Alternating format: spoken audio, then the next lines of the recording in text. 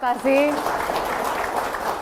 atas kinerja dari seluruh unit kedeputian yang sudah menghasilkan apa sudah capai selama hampir 5 tahun terakhir. Dan sekarang kita masuk ke materi utama. Kita berikan kesempatan kepada Menteri Investasi Kepala Badan Koordinasi Penanaman Modal Bapak Bahlil Lahadalia untuk menjelaskan. Silakan Pak Menteri.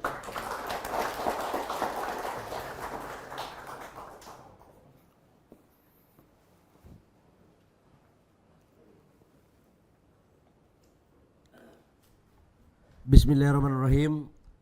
Assalamualaikum warahmatullahi wabarakatuh. Shalom, Om Swastiastu, Namo Buddhaya, Salam Kebajikan. Yang saya hormati Pak Wamen, Pak Yuliot, Pak Sesmen dan seluruh pejabat di Kementerian Investasi, teman-teman media yang saya hormati, saya cintai, baik yang ada di ruangan ini maupun di luar yang ikut lewat Zoom, seluruh hadirin yang mengikuti acara ini, khususnya yang saya hormati, banggakan kepala-kepala DPM PTSP, baik provinsi, kabupaten, kota yang ada dari Sabang sampai Merauke. Tidak terasa perjalanan panjang kita dalam mengurus investasi ini sudah masuk tahun terakhir dari proses priorisasi masa jabatan presiden yang kedua. Saya ingat betul saya masuk di Kementerian Investasi bulan Oktober dan 2 hari kemudian saya mengumumkan realisasi kuartal ketiga di tahun 2029. Dan kuartal keempatnya di Januari 2020. Artinya untuk priorisasi kali ini adalah pengumuman kuartal kedua terakhir di tahun 2024.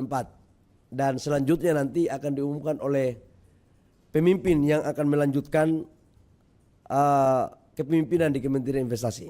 Karena itu saya akan mencoba untuk menyampaikan secara komprehensif dari apa yang harus kita lakukan dalam kurun waktu hampir 5 tahun. Teman-teman media, saya ingat betul waktu saya masuk, total realisasi investasi kami di 2019 adalah 795 triliun. Dan dari 795 triliun itu komposisi daripada investasi Jawa dan luar Jawa, di luar Jawa lebih banyak, di Jawa lebih banyak. Dengan penciptaan lapangan kerja tidak mencapai 1 juta waktu itu. Dan alhamdulillah perintah Bapak Presiden harus kita mendorong pemerataan pertumbuhan ekonomi. Dan salah satu instrumennya adalah investasi. Karena investasi adalah satu instrumen untuk menciptakan kawasan pertumbuhan ekonomi baru. Dan karena itu sekarang di 2023 kemarin dari 798 triliun, dari 795 triliun di 2019, 2023 akhir mencapai 1.418 triliun. Dan tahun ini ditargetkan oleh Bapak Presiden dalam rangka menjaga pertumbuhan ekonomi kita di atas 5% harus mencapai 1.650 triliun. Dan karena itu izinkan saya untuk memaparkan capaian daripada realisasi investasi di kuartal kedua. Dan karena itu saya saya izin lewat sini aja.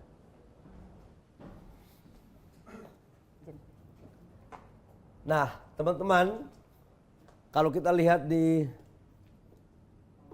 kuartal kedua, total investasi yang masuk sebesar 428,4 triliun. Tumbuh secara Q&Q 6,7%, year on year-nya 22,5%. Artinya kalau dibandingkan dengan bulan kemarin, itu tumbuh sebesar dari kuartal pertama ke kuartal kedua tumbuh sekitar 6,7%, Tapi kalau di kuartal kedua dibandingkan dengan kuartal kedua di tahun 2023 itu tumbuh 22,5%. Dengan penyerapan tenaga kerja sebesar 677.623 orang. Komposisi antara PMA dan PMDN, PMA-nya 50,7%. Alhamdulillah masih bagus dan PMDN-nya 49,3%. Teman-teman semua, kita kan tahu bahwa ekonomi global sekarang masih dalam kondisi yang memprihatinkan. Bahkan sudah ada 95 negara yang sekarang sudah menjadi pasien IMF. Dan di balik ketidakpastian ekonomi global itu, kita tetap bersyukur bahwa publik global masih mempercayai negara kita sebagai salah satu tujuan negara yang investasi. Karena kalau kita lihat di sini FDI kita PMA masih di angka 50,7, tumbuh 16,6%. Masih tumbuh 16,6%. Dan untuk PMDN ini yang luar biasa kita apresiasi teman-teman kita dalam negeri itu tumbuh sebesar 29,1% secara year on year. Ini luar biasa sekali. Kemudian untuk Jawa dan luar Jawa, di Jawa 49,8%, tumbuh 27,1%. Di luar Jawa itu 50,2%, tumbuh 18,3%. Teman-teman, ini bisa lihat teman-teman media untuk tumbuh ini jangan-jangan belum dibayar ini ya. Itu Bisa, Pak. Jawa itu tumbuhnya tinggi sekali. Kurang besar. Itu Jawa tumbuhnya besar sekali sebesar 27,1% dibandingkan dengan luar Jawa yang tumbuhnya 18,3%. Biasanya pada kuartal-kuartal sebelumnya itu di luar Jawa tumbuhnya lebih gede daripada di Jawa. Yang berikut yang berikut di komposisi mana aja? Di komposisi mana aja yang paling banyak masuk untuk di sektor? Sektor yang pertama teman-teman adalah di sektor industri logam dasar, barang logam bukan mesin peralatannya. Ini menunjukkan bahwa di sektor hilirisasi berjalan masif karena dia menempati nomor pertama dengan angka 17,3% atau 74 triliun.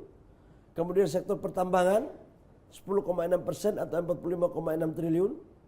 Transportasi, gudang, telekomunikasi tumbuh sebesar 9,6%. Kemudian kawasan perumahan industri dan jasa lainnya. Kalau kita lihat ini terintegrasi betul. Mereka satu siklus ini. Jadi hilirisasi yang paling banyak ini masih di sektor pertambangan. Kemudian teman-teman media, saya mau laporkan di daerah mana saja sih mereka masuk. Yang pertama masih Jawa Barat. Ya, Jawa Barat 63,7 triliun. Kemudian DKI Jakarta itu kurang lebih sekitar 62 triliun, Jawa Timur 35, Banten 33, Sulawesi Tengah 32. Ini antara PMA dan PMDN. Artinya Sulawesi Tengah ini luar biasa sekali. Coba PMA-nya dong. PMA saja. Coba di PMA-nya mana? Ya, ini Pak. Kalau PMA-nya aja itu DKI Jakarta, Maluku Utara, Sulawesi Tengah, Banten dan Jawa Barat. Ya. Nah, negara mana saja masuk 5 besar? Ini adalah Singapura, Tiongkok, Hong Kong, Korea Selatan dan Amerika Serikat. Kalau kita lihat di Singapura 4,6 miliar, kemudian Tiongkok 2 miliar, Hong Kong 1,9, Korea Selatan masuk nomor 4 nih, 1,3 dan Amerika Serikat. Jadi 5 besar ini Korea Selatan menggeser Jepang. Biasanya Jepang, tapi ini sangat dinamis ya. Kalau ada pilpres pasti saya katakan mau lagi bersaing pencalonan, tapi sudah tidak ada pilpres jadi sudah selesai. Ini tinggal investasinya aja yang bersaing. Selanjutnya Januari sampai Juni Pak. Coba Januari sampai Juni coba. Nah, teman-teman media, alhamdulillah satu semester sekarang kita sudah mencapai 829,9 triliun, tumbuh 22,3%. Kemudian penyerapan tenaga kerjanya itu 1.225.042 orang. Dengan target dari 1.650 triliun, kita sudah mencapai 50,3%. Alhamdulillah. Jadi kalau siapa yang menjadi penerus saya ke depan, dia tinggal mencari 49,7%. Jadi udah alhamdulillah. Dan kalau kita melihat dari target Renstra kita itu hanya 1.239 triliun. Renstra ya. Kalau 1.650 ini target dari presiden. Nah kalau kita combine dari Renstra itu kita capai 67%. Ini luar biasa sekali. Dan PMA PMDN, PMA-nya 50,8%, PMDN-nya 49,2%. Nah ini dong baru ada nyawanya. Kemudian Di Jawa luar Jawa 2023. Jawa luar Jawa 2023 di semester 1 2023 itu 52,3. Sekarang 50,2%. Memang ini harus kita pacu lagi karena terutama tol-tol di Jakarta ini di Jawa Barat dan Jawa Tengah, Jawa Timur, DIY itu cukup berdampak luar biasa terhadap pertimbangan dari para investor. Karena masuk kos logistiknya jauh lebih murah. Kayak kemarin di Batang 18 perusahaan masuk karena di situ kawasan industrinya hanya 350 meter dari tol. Tapi ini year on year bagus tapi Pak ya. Oh ya, year on year-nya tumbuhnya 17,3%. Luar Jawa. Tetap masih tumbuh. Karena Pak sebenarnya ini kan cuma 1.400 triliun, 1.418. Betul. Kemudian 2024 naik menjadi 1.650. Jadi targetnya dinaikkan. Kemudian tetap industri logam dasar masih pertama, yang kedua transportasi gudang, telekomunikasi, pertambangan, kawasan industri dan jasa lainnya. Nah ini nggak ada jauh beda, tetap yang nomor pertama Jawa Barat, DKI Jakarta, Jawa Timur, Sulawesi Tengah, Banten untuk daerah-daerah tujuan. Tapi ini luar biasa Pak, tadi kalau PMA PMDN Sulawesi Tengah triwulan 2 hanya peringkat 5, tapi begitu digabung dia naik peringkat 4 Pak Sulawesi Tengah ya. Oh Sulawesi Tengah ya? Iya. Ya, memang sana lagi masif ya. Iya. Lagi masif untuk pembangunan industri. Terutama pada sektor komoditas hilirisasi nikel. Memang lagi top di sana. Nah kali Pak kita bisa lihat PMDN Pak karena ada proporsi yang Coba berbeda. PMDN, Kalau coba. PMDN ada Nah yang kalau bersama. PMDN DKI Jakarta nomor 1 ya artinya. Betul. Jawa Barat nomor 2, Iya. Jawa Timur, Riau, Kalimantan Timur. Iya. Nah ini Kalimantan Timur ini juga mencakup IKN ya. Jadi dia masuk nomor 5, ini termasuk IKN juga. Dan pada semester ini Singapura, Tiongkok, Hong Kong, Amerika Serikat masuk di 4 besar. Iya. Dan Jepang. Iya. Tadi Korea peringkat 4. Korea triwulan masuk 2. di kuartal kedua. Iya, betul. Nomor 4 tapi sekarang udah enggak. Iya.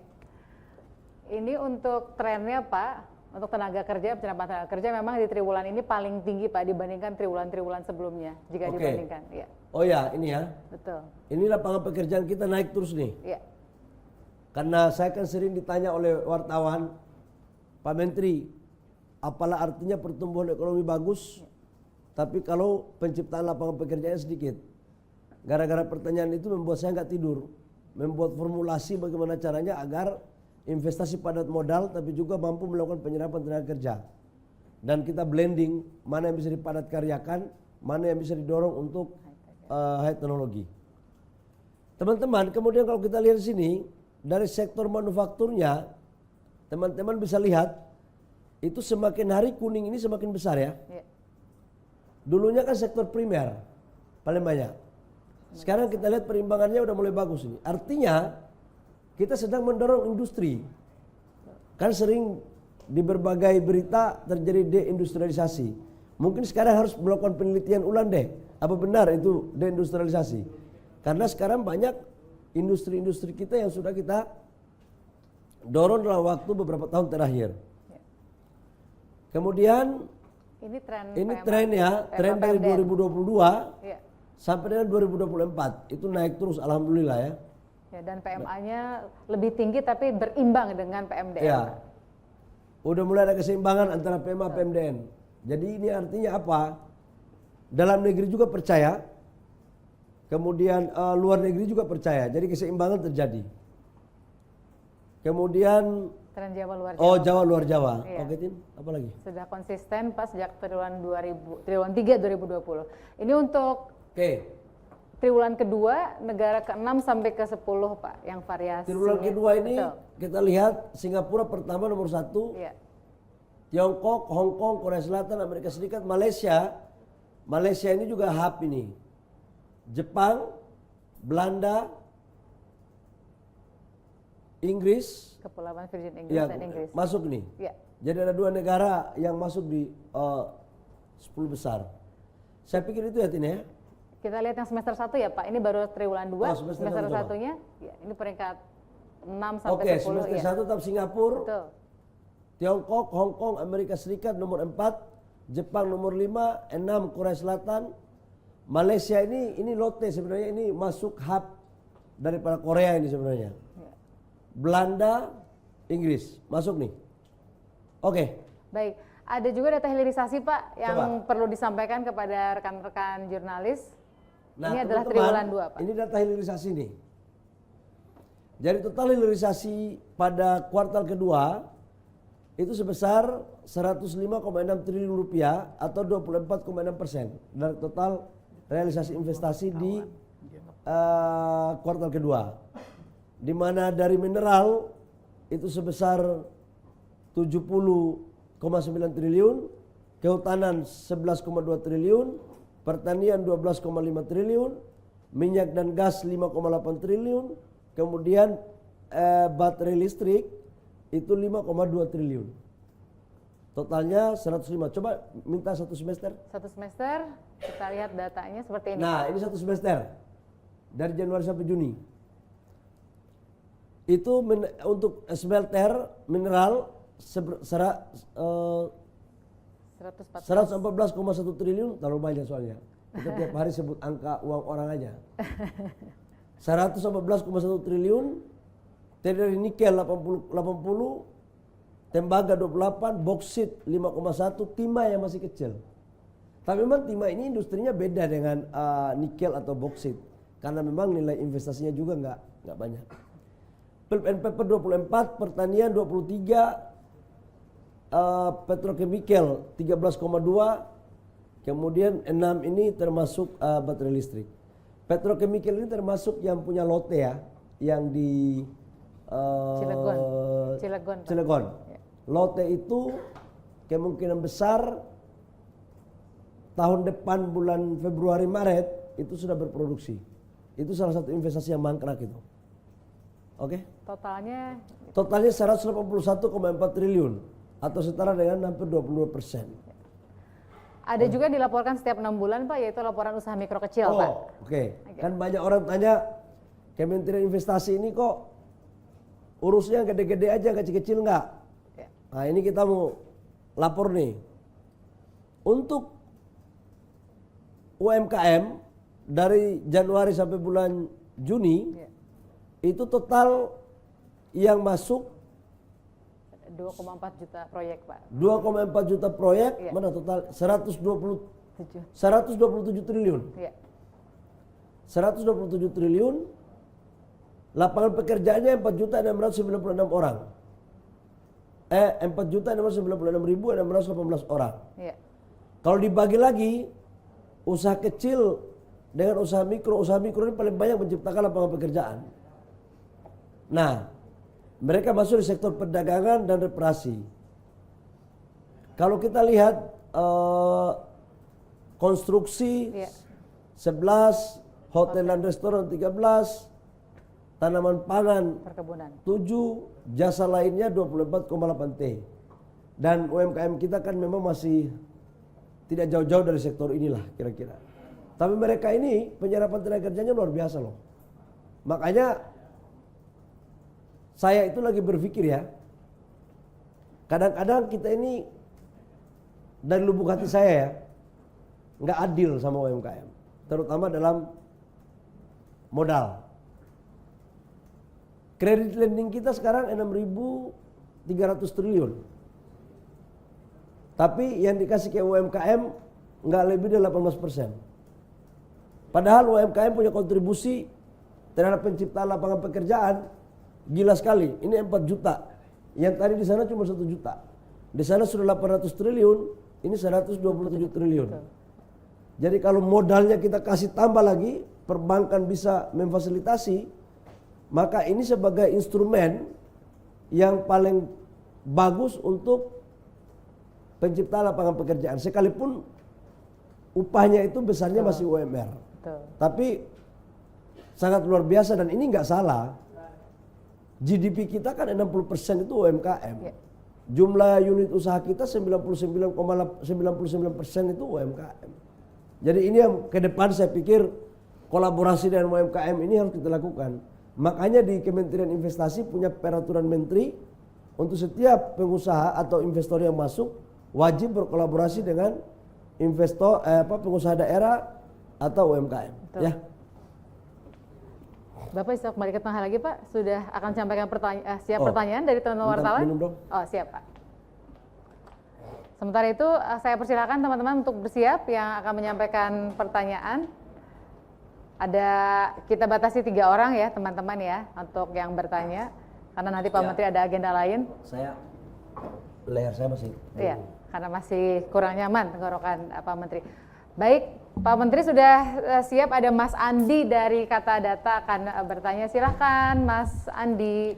Selamat siang Pak Bahlil. Andi dari Kata Data. Ada beberapa pertanyaan Pak. Yang pertama tadi soal hilirisasi di Petrochem. 2 minggu atau 3 minggu lalu itu di Kemenperin ada asosiasi plastik sama Dirjen IKFT bilang bahwa ada 439 triliun investasi yang tertunda yang harusnya tertanam sampai 2030. Itu kalau dari yang akhirnya terrealisasi cuma 2 lote, salah satunya satu lagi saya lupa.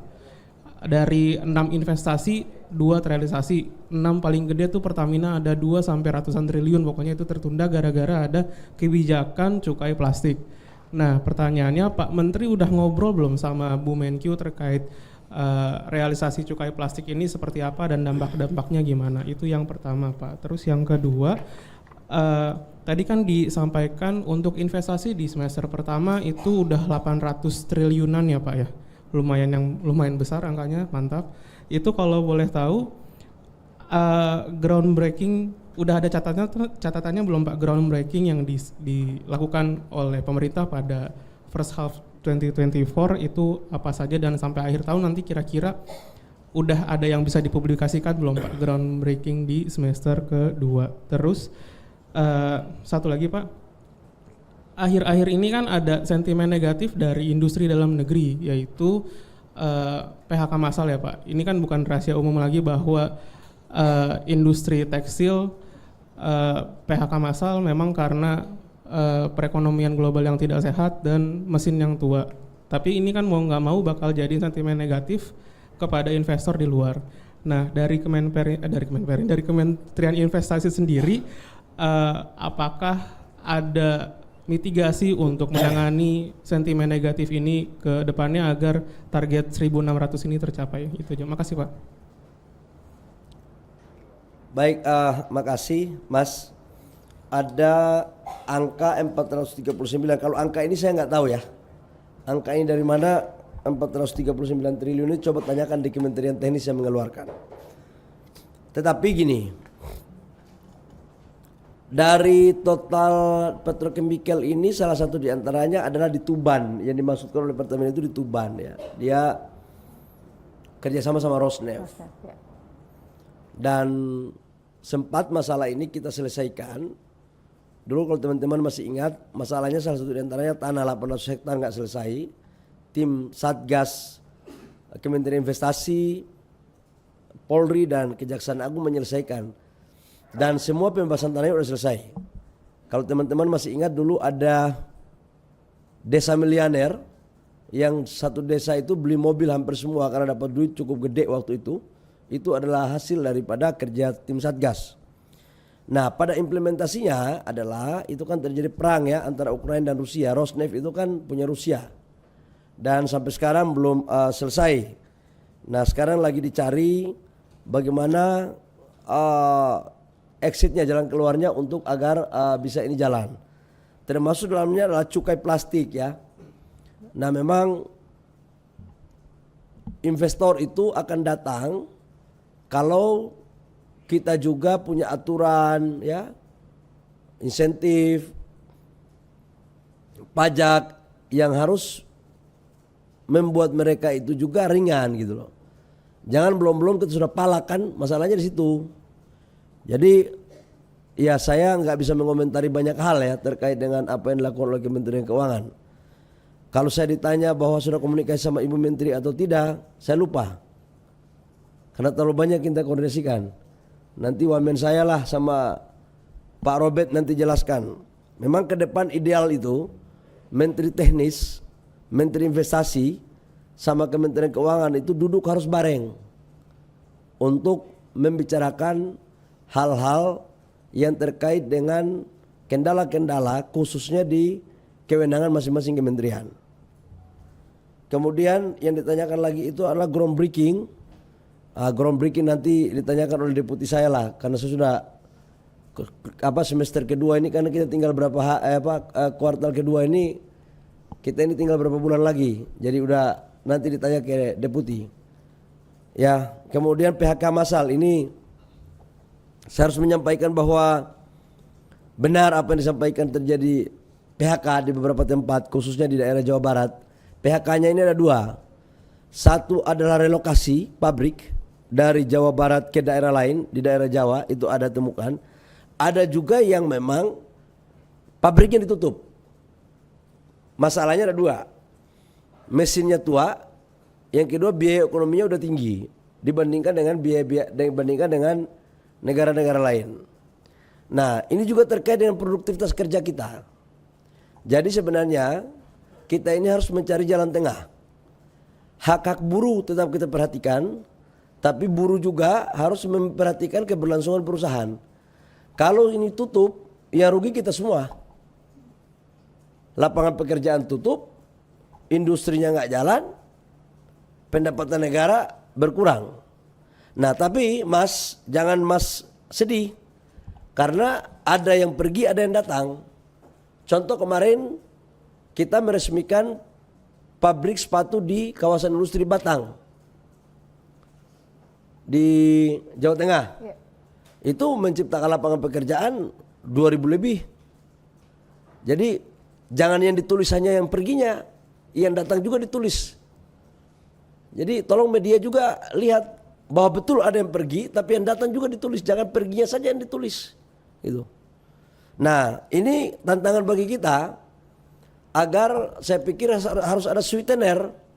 Sweetener apa yang cocok untuk mereka melakukan proses. Harus tetap industri mereka jalan. Contoh, perbankan bagaimana untuk membiayai dalam rangka peremajaan mesin. Jadi kalau orang udah ekonominya udah tinggi, di daerah-daerah lain kan sekarang masih murah. Kalau kita tidak memberikan insentif, kemudahan untuk mendapatkan pembiayaan untuk beli mesin, ya pergilah orang-orang itu. Jadi yang pertama adalah memang ini regulasi, bukan regulasi ya, afirmatif untuk kita dorong. Yang kedua adalah harus ada kerjasama dengan saudara-saudara kita buruh. Karena kita harus menghargai buruh, lapangan pekerjaan mereka dengan upah yang layak. Tapi juga buruh harus mengerti bahwa kalau industri nggak jalan, ya gimana pabrik mau jalan, mau survive. Jadi keduanya saling membutuhkan. Itu Mas ya. Baik, kita bisa berlanjut ke pertanyaan selanjutnya yang akan disampaikan oleh Mas Stefano dari Reuters. Silakan Mas Stefano. Selamat siang Pak Bahlil, Stefano dari Reuters. Ada dua pertanyaan Pak. Pertama, untuk yang kuartal 2 ini kan paling besar dari logam dasar ya Pak, industrinya itu ada contoh nggak Pak? Investasi siapa gitu dan apa Pak? Kemudian tadi mungkin satu aja Pak yang soal groundbreaking di semester 2 itu ada contoh nggak Pak? Ya, untuk perusahaan apa yang akan di launch. terakhir Pak, cuma memastikan aja itu yang angka tren PMA dan PMDN itu kan tertinggi ya Pak selama dalam kurun waktu ya, Q1 2022 itu mau tanya itu udah di, karena angkanya dalam nominal ya Pak, itu udah di adjust dengan rupiah nggak Pak? Maksudnya perubahan kurs rupiah tiap tahunnya. Terima kasih. Oke. Stefano, menyangkut dengan logam dasar ya, contohnya apa ya? Sekarang kan kita lagi masif untuk membangun industri smelter ya, baik di Maluku Utara maupun di Sulawesi Tengah dan Gresik. Contoh kayak katakanlah Freeport bulan Agustus besok sudah peresmian smelter mereka. Itu total investasinya 3 miliar US dollar. Dari 3 miliar US dollar, 60% itu mesin. Itu yang dimaksud dengan logam dasar itu. Jadi itu investasi mesin-mesin yang masuk untuk membangun industri. Kemudian apa yang akan kami lakukan tentang groundbreaking ke depan itu kan di semester 2 sebenarnya kami akan melakukan untuk di sektor ekosistem baterai mobil itu adalah katoda. Katoda akan kita lakukan di Batang dari LG. Kemudian kemarin teman-teman dari Huayo di semester 2 sedang membangun prokursor di Maluku Utara untuk menyuplai permintaan daripada Tesla. Jadi ke depan 1 Januari 2025 Indonesia akan mengirim material bahan baterai berbentuk prokursor dari Indonesia, yaitu pabriknya di Wedabai. Kemarin saya kunjungi di sana. Itu Stefano. Jadi sebenarnya bahan baku kita ini untuk setengah jadi ya, sudah 60-70% nilai tambahnya itu sudah mulai kita kirim ke sana.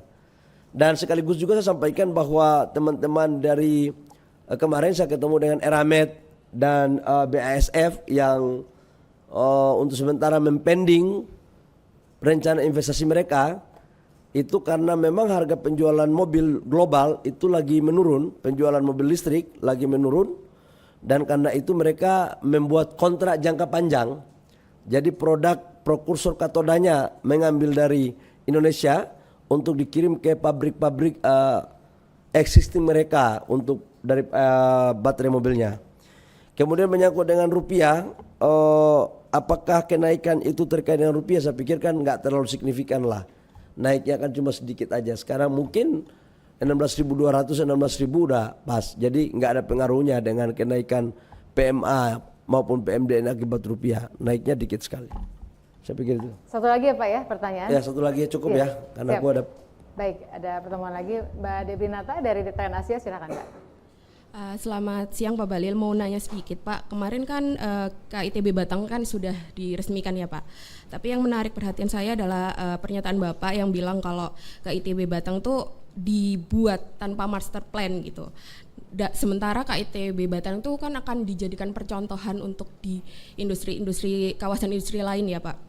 Kira-kira waktu itu gimana ya Pak, Bapak meyakinkan investor gitu atau tenan yang masuk dikerjakannya tanpa master plan, nah gitu itu gimana sih Pak gitu.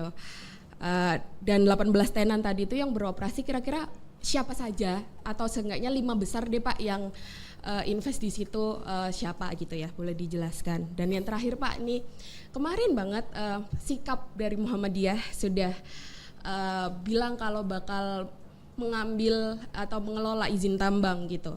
Dan seperti yang kita tahu kan izin tambang itu kan dari PKB 2B X ya. Kalau NU kan dapat dari XKCP.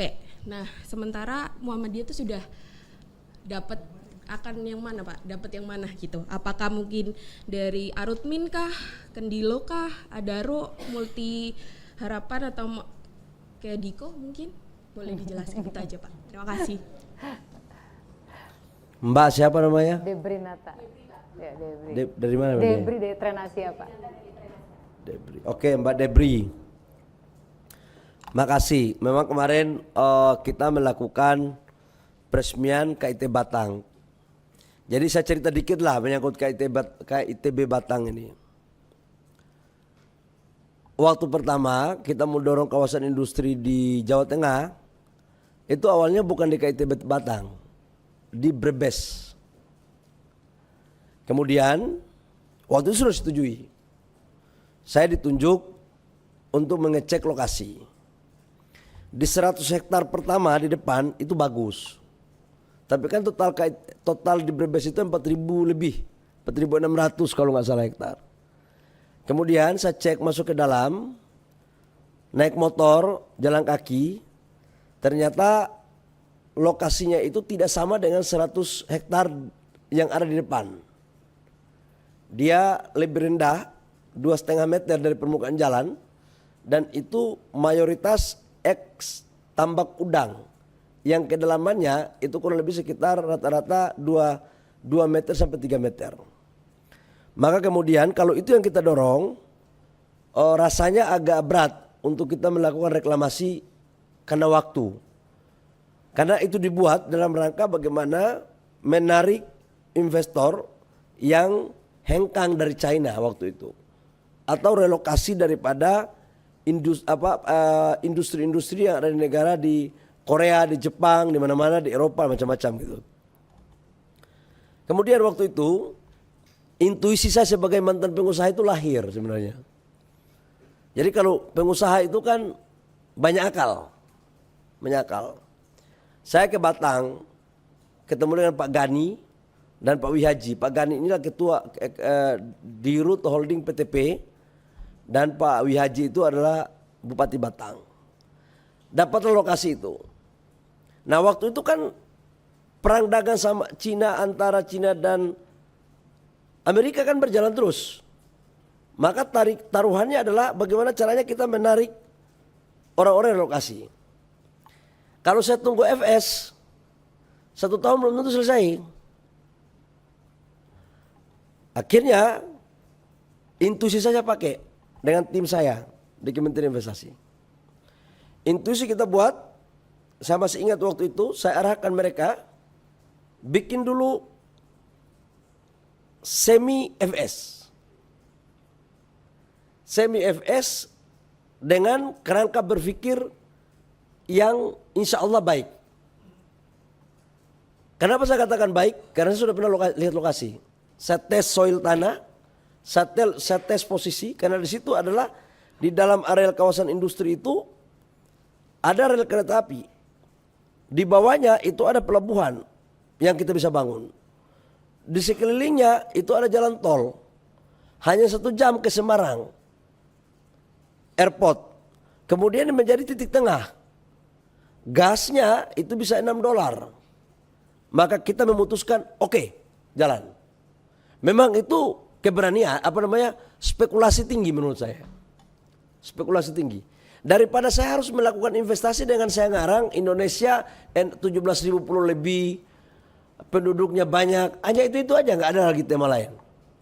Nah, kemudian setelah kita tetapkan menjadi kawasan industri, Bapak Presiden Jokowi 2 minggu setelah kami menemukan lokasi itu, langsung Bapak Presiden Jokowi melakukan groundbreaking. Pada saat groundbreaking selesai, proses jalan, baru kita membuat FS-nya. Itu maksud saya. Jadi awalnya itu adalah pakai intuisi dan setengah FS. Setelah itu kita perbaiki, kita buat FS-nya. Yang pada kesimpulannya FS setelah dibangun, dilihat secara detail, seksama, hasilnya tidak jauh beda dengan apa yang kami pikirkan di awal. Itu maksudnya Mbak. Jadi akhirnya tetap kita buat FS. Tetap kita buat. Kalau tidak buat FS celaka nanti. Ini investasi bukan kacang goreng ini. Ini investasi ratusan bahkan ribuan triliun kan gitu. Nah yang kedua, apa sih strateginya? Waktu itu sambil kawasannya dibangun, promosinya juga dilakukan. Jadi promosi di kawasan industri KIT Batang itu total dilakukan oleh Kementerian Investasi. Jadi paralel. Memang ini konsep di luar kelaziman. Itu cara-cara berpikir out of the box. Memang setiap ada masalah di situ ada solusi. Dan kecerdasan, kecerdikan, kreativitas itu lahir karena berhadapan dengan masalah. Itu yang saya sedikit memberikan pandangan ketika membangun kawasan KITB Batang. Nah, apa saja sekarang yang sudah masuk? KCC itu pabrik dari Korea, kaca, yang oleh speknya itu kemarin disampaikan bahwa itu salah satu yang terbesar di dunia. Dan produksinya bulan Oktober Pak rencananya. Oktober itu sudah berproduksi. Oktober tahun ini. Ya. Bukan kacang goreng, harusnya kemarin kamu ikut ya. Saya lupa undang kamu ya. Kemarin. Terus yang kedua, kawasan industri Batang ini tidak hanya bicara tentang high teknologi, tapi juga UMKM padat karya kita pakai. Kemarin juga ada pabrik sepatu yang sudah ekspor. Yikuan Pak. Apa namanya? Yikuan dari Taiwan. Likuan dari Taiwan. Dan itu 80% ekspor. Kemudian Wafin. Wafin dari Belanda Pak. Itu pipa, itu dari Belanda. Kemudian ada pabrik keramik. Ada rumah keramik. Rumah keramik. Ya. Aduh, kalau saya cerita satu-satu nanti tidak cukup. Ini bahaya TV nanti kurang bagus gitu, kurang marah-marah saya. Tapi itulah diantara yang kamu maksudkan itu. Ya gitu ya, itu menyangkut KITB Batang. Sekarang KITB Batang udah paten punya. Saya taruhan, cek kawasan industri dari seluruh tanah Jawa, KITB Batang itu pasti yang paling terbaik. Dan sekarang dari 4.300 sudah laku 1.000 lebih. 1.000 hektar lebih. Total tenaga kerja yang kita akan targetkan sampai dengan selesai 10 tahun ke depan itu 250.000 orang. Itu Mbak ya, menyangkut dengan izin tambang, organisasi kemasyarakatan, alhamdulillah kemarin saya baca di berita Muhammadiyah setelah melalui kajian panjang itu menerima ikut serta dalam menjalankan program pemerintah terkait dengan pemberian konsesi. Dan kemarin saya sudah ditelepon oleh Pak Muhajir sebagai ketua tim yang ditunjuk dari rapat Muhammadiyah untuk pengelolaan tambang ini. Saya sudah dapat telepon dan saya pikir ini barang bagus. Kita saja yang terlalu a priori berpikirnya negatif duluan gitu kan. Banyak sekali ngomong ormas kalau nggak punya pengalaman gimana. Emang saya mau tanya, di Republik Indonesia ini orang pengusaha tambang itu sebelum dia pengusaha tambang dia sudah punya tambang duluan. Orang bilang lingkungan nanti rusak kalau organisasi keagamaan yang mengelola, yang benar aja lah. Sekarang aja nggak ada organisasi keagamaan yang mengelola, sebagian begitu. Justru kehadiran organisasi keagamaan ini untuk memberikan contoh kepada investor lain, kelola tambang yang baik dong, lingkungannya dijaga gitu loh. Yang ketiga, justru kita terlambat menurut saya. Presiden yang berani untuk memberikan begini hanya Presiden Jokowi. Ini adalah bagian daripada penterjemahan dan implementasi pasal 33 Undang-Undang Dasar 45. Dinyatakan bahwa seluruh kekayaan yang dimiliki oleh negara kita baik laut, udara dan darat itu dipergunakan semaksimalnya untuk kesejahteraan rakyat. Dan ada demokrasi ekonomi. Yang namanya demokrasi ekonomi itu harus inklusif. Sila kelima itu bicara tentang keadilan sosial bagi seluruh rakyat Indonesia. Negara ini dibangun bukan pemberian, ini perjuangan yang diperjuangkan oleh tokoh-tokoh agama, baik Islam, Kristen, Katolik, Buddha, Hindu. Pada saat Indonesia kita merdeka, agresi militer tahun 48, yang membuat fatwa jihad siapa? Para ulama. Bukan para konglomerat, bukan para pengusaha-pengusaha itu. Ya mohon maaf ya, saya harus ngomong jujur. Pada saat konflik di Ambon, di Poso, yang mendamaikan siapa? Tokoh-tokoh agama semua. Masa di saat Indonesia sakit, yang disuruh merawat Ibu Pertiwi, tokoh-tokoh agama. Pada saat Indonesia pesta pora, tokoh-tokoh agama dibilang nggak boleh terima. Yang bisa terima hanya konglo aja. Itu enak dulu, nggak enak di kita dong kalau begitu cara berpikirnya. Dan cara berpikir ini menurut saya bertentangan dengan substansi daripada Pancasila dan Undang-Undang 45. Cuma selama ini kan nggak ada berani yang melakukan itu. Datang Pak Presiden Jokowi. Ini adalah bagian daripada program dari retribusi. Nah tapi kan retribusi ini kan harus dengan cara yang elegan, bermartabat dan beraturan. Nah aturannya kita buatkan. Di dalam Undang-Undang Minerba itu dinyatakan di pasal 6 itu dinyatakan bahwa pemerintah berkewenangan untuk memberikan WUPK dengan skala prioritas. Cuman selama ini belum ada PP-nya. Kita buatkanlah PP-nya, cantolannya di pasal 6. Orang kan maunya hanya BUMN. Dalam hati saya di mana sih hati kita ini? Kita kalau mau kasih ke rakyat kok susahnya minta ampun gitu loh. Tapi kalau kasih ke konglomerat, kasih ke investor asing, semua setuju. Jadi sebenarnya yang anti asing ini siapa gitu loh. Aku mau nanya, Pak Presiden Jokowi mau membela rakyat. Membela NU, membela Muhammadiyah, membela Katolik, membela Protestan, membela Hindu, membela Buddha. Masa di saat begitu dibilang bahwa kita nggak boleh dikasih, tapi kalau asing datang ambil, diam aja. Nanti datang lagi Kementerian Investasi bilang jangan hanya berpikir asing-asing, kita juga berpikir. Jadi jangan terjadi apa ya, ambigu gitu loh. Negara itu nggak boleh ambigu. Dan saya menjalankan apa yang diperintahkan oleh Pak Presiden Jokowi. Saya eksekusi. Nah terkait dengan Muhammadiyah, karena sudah disampaikan, saya kasih prolog panjang dulu biar kamu paham tujuannya. Ya kan? Jadi terkait dengan Muhammadiyah, insya Allah kita akan memberikan dari ex-PKP 2B yang paling bagus. Di luar daripada KPC. Yang mananya nanti saya laporkan ke Presiden dulu, baru saya laporkan ke kamu. Ya, karena pimpinan saya Presiden, jangan sampai saya lapor. Nanti kalau saya laporkan di kamu, belum saya lapor ke Presiden, besok pagi saya reshuffle. Bahaya kan? Gitu. Nanti dibilang kamu ini belum ada laporan, udah kasih ke media gitu. Ya deh ya. Tapi yakinlah bahwa niat kita baik. Niat kita baik untuk organisasi-organisasi keagamaan ini supaya apa?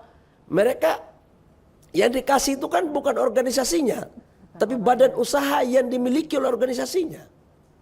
Supaya mereka ada pendapatan halal, pendapatan yang sah, sesuai aturan, dipakailah program ini untuk sekolah, untuk kesehatan, fakir miskin, orang yang membutuhkan.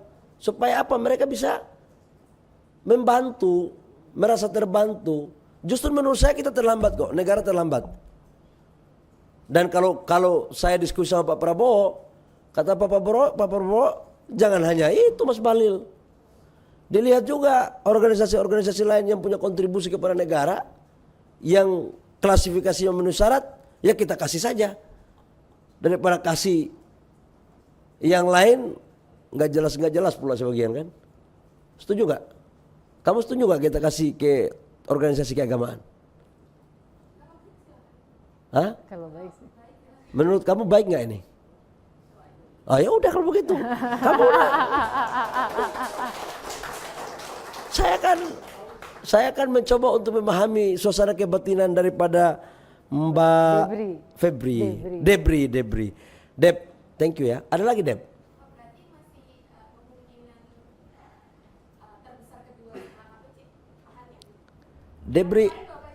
Debri pernah sekolah di intelijen.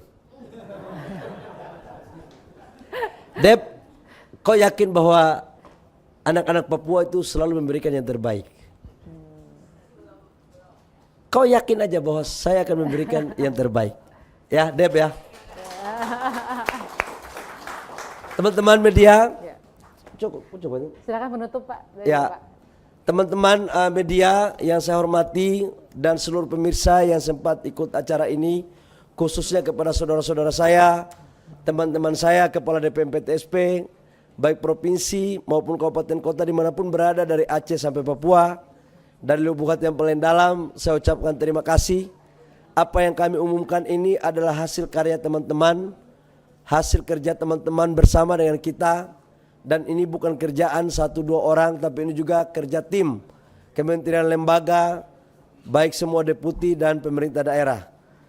Terima kasih atas kerjasama kita selama ini. Semoga Allah Subhanahu wa Ta'ala, Tuhan yang Maha Kuasa, selalu meridhoi kita dan mengawal kita ke hari-hari ke depan untuk pengabdian kita kepada rakyat, bangsa dan negara. Terima kasih. Wabillahi taufiq wal hidayah. Wassalamualaikum warahmatullahi wabarakatuh. Shalom. Om Santi Santi Om. Namo Buddhaya, salam kebajikan. Jelajahi cara baru mendapatkan informasi. Download Metro TV Extend sekarang.